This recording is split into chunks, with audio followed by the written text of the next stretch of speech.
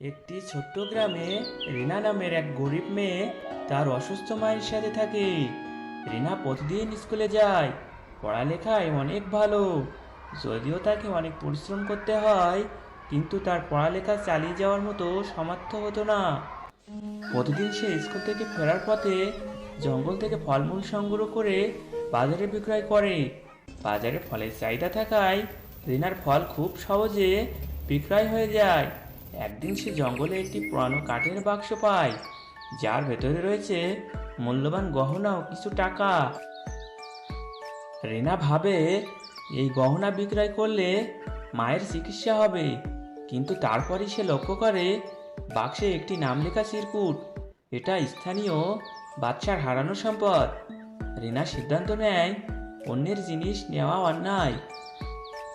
পরদিন রিনা কাঁপতে কাঁপতে বাদশার রাজপ্রাসাদে গিয়ে বাক্স ফেরত দেয়। বাদশাহ অবাক হয়ে বলেন, এই গহনা আমার মায়ের স্মৃতি। তুমি সৎ হওয়ায় আমি তোমাকে পুরস্কার দেব। বাদশাহ রিনার মায়ের চিকিৎসার ব্যবস্থা করেন এবং তাকে স্কুলের বেতন দেন। রিনা খুশিতে বলে, সততা সবসময়ই ভালো ফল বয়ে আনে। বন্ধুরা, এই গল্প থেকে আমরা কি শিক্ষা পেলাম?